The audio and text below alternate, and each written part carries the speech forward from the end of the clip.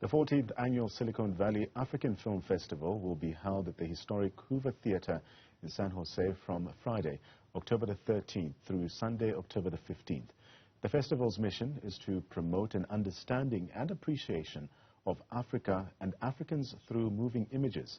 The festival celebrates the 14th year with a brilliant lineup of 94 films from 38 countries, all sharing the stories and hopes as well as dreams of Africa and its diaspora.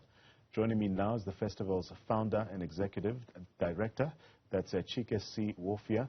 Chike, a pleasure to have you on the program this afternoon. Now, the Silicon Valley African Film Festival became a prominent event over the years. Can you share the evolution of the festival and how it has contributed to promoting African cinema and culture? Well, thank you. First of all, thank you so much for having me. This is really a delight, and I'm really honored to be on your show. I started the Silicon Valley African Film Festival 14 years ago, and I'm of course an African immigrant. I was originally born and raised in Nigeria. I came to Silicon Valley, and for those that don't know, Silicon Valley is the technology capital of the world. We are right here in the northern region of California, in the San Francisco Bay Area. And within minutes from me are the world headquarters of Google, Facebook, that is now Meta, Netflix, Adobe, YouTube, you name it, they're all here in Silicon Valley. So this is the creative capital of the world. And this is where I have been personally for 34 years.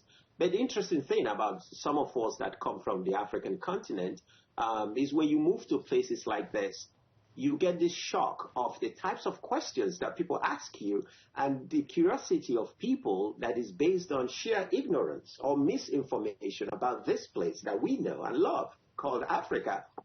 You know, there's what I call the colonial mentality or the Tarzan narrative of Africa. And so it's within this space that I felt that a lot of the images and the stories that people have in their minds about who we are or what our continent is all about is based on the images they've seen, the stories they've heard, and the depictions of Africa and Africans in film, television, and just the mass media. And so I thought, as I was teaching at the university, and I began to bring short films into my classroom for my students, and they were just amazed as to how they could relate to life and, you know, the cities and what people were doing. And so from there, we took it over into the, bigger community. And alas, the film festival was born. And it's been fantastic. From the first year where I curated just 16 films, half a day, people were really fascinated by what they saw and the conversations they had. And then this year, in just a little over 10 days, we are going to show 94 films from 38 countries. So the growth has been amazing.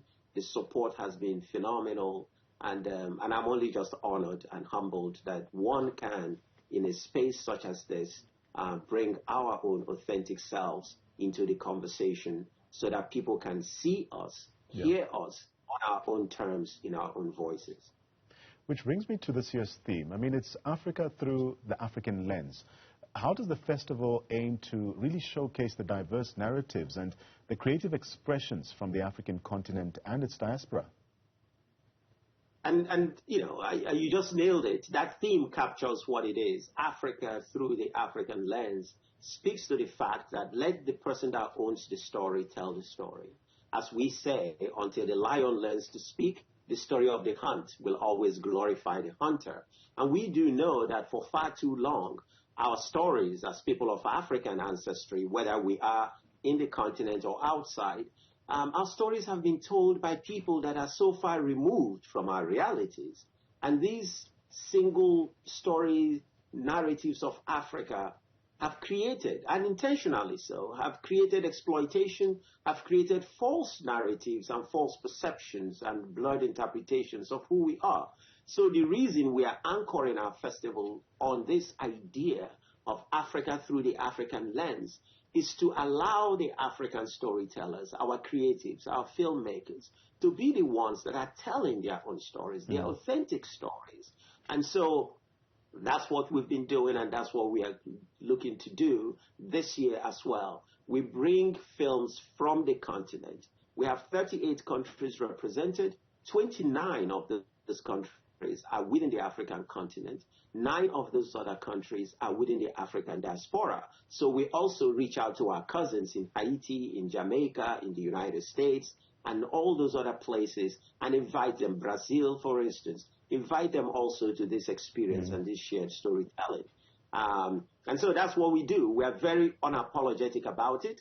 For your film to qualify to be in this festival, you must have somebody of African ancestry in a creative decision-making role. And that's director, producer, writer. You could make the best film about those Africans, but if you don't have us included in the creative decision, it wouldn't qualify to be in this festival. Let's zoom into that last point. I mean, with 94 films from 38 countries, the lineup for the 14th annual festival is quite impressive.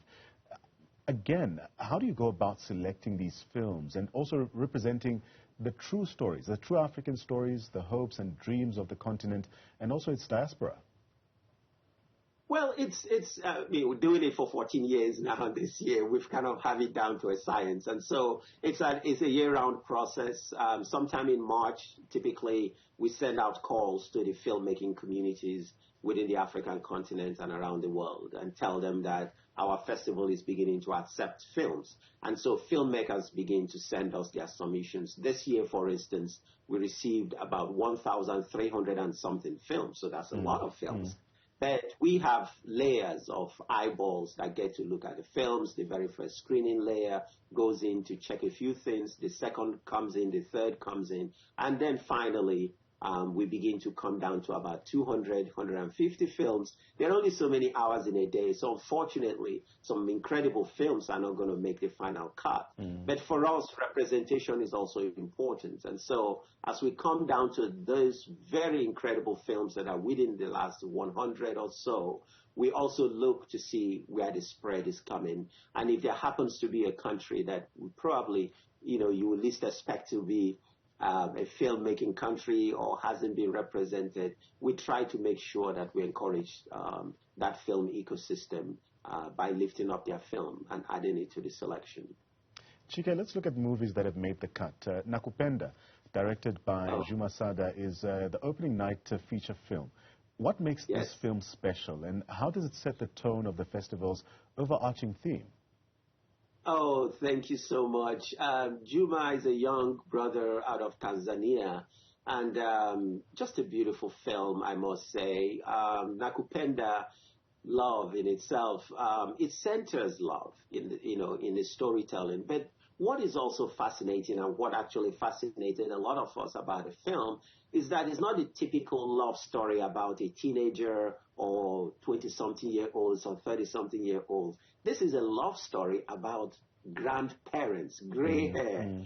So the way he treats them with dignity, and just the beautiful visual language and the color and just the storytelling. It's such a beautiful story that really captures the essence of the African dignity. And these two people were crushes when they were little kids. Their lives separated them, and for decades they went their different ways. But somehow they kept longing for each other, and then finally fate threw them together as gray-haired grandparents, and they discover love again. To see them walking around and giggling and holding hands, and it's such a beautiful thing that we don't see enough of, and particularly in depiction of African elders. And so we thought this was just the film, and it was beautifully executed as well. So the festival features films from a range of genres, from documentaries to animations as well. How do these diverse genres actually contribute to the festival's mission of promoting and understanding and also appreciation of Africa as well? Well, I think we are always fighting this single story narrative of Africa. We're always fighting to let people know that Africa is not a country. We're always fighting to let people know that there is no one thing that you could say, oh, yeah, this is how Africans do it. And so we want to make sure that when we are creating a platform for storytellers to come and showcase their work, that people also get to see the different textures. And so we don't we don't really tell people don't do this or do that. We look at the language, we look at the film, we look at what it is that is coming through, and it's important for us. The animation segment of our festival is very strong. We have short films, short narratives, short documentaries, long narrative form, long documentary forms. And so people are able to come into our space during the festival and just begin to see the whole length and breadth and the diversity and the textures of voices and language that storytellers are using to relate to the world. And some of them are laugh out, really, that you can just laugh, and crack your ribs. But some of them are very serious. Some of them are just beautiful stories like Nakupenda. And some of them are really, satires or maybe critique of society as we know it. But the most important thing is that it's coming from the people. So, Chike, before I let you go, the documentary On Board, which is part of the Centerpiece program, explores black women on boards in corporate America. How does this film align with the festival's mission, and what impact do you hope it will have on the audience? Oh, gosh, thank you so much. You're asking some amazing and brilliant questions.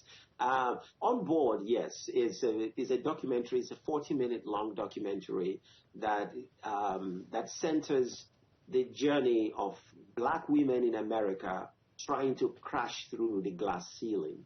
And it's executively produced by some Silicon Valley black executives, corporate executives that have kind of managed to crack through that glass ceiling. But what they've done is to look back and look down and begin to raise other young black women up and give them guidance on how they can get themselves into corporate board. It's a very inspiring film. And so when that film got to us, we felt that we wanted to center that film because we are in Silicon Valley. We are in the high-tech capital of the world. And so it's important for us to center that film, have conversations around that film, and bring in even younger African-American girls and young ladies into the theater to see the film and have a conversation with the executive producer. And right after the film finishes screening, we're actually going to have a special panel discussion called Black Women in Technology. And the panelists are some of the top-level black women in the Silicon Valley technology space. And so we are very excited about that film. And the tie-in really is the same thing that I keep talking about. It was made by a black woman, produced by black women, and we're going to show it in our space to give power, to give motivation to our up-and-coming young ladies. Chike, it's really been awesome chatting to you. That's Chike Nwoffiah. He is the director of the Silicon Valley Africa Film Festival.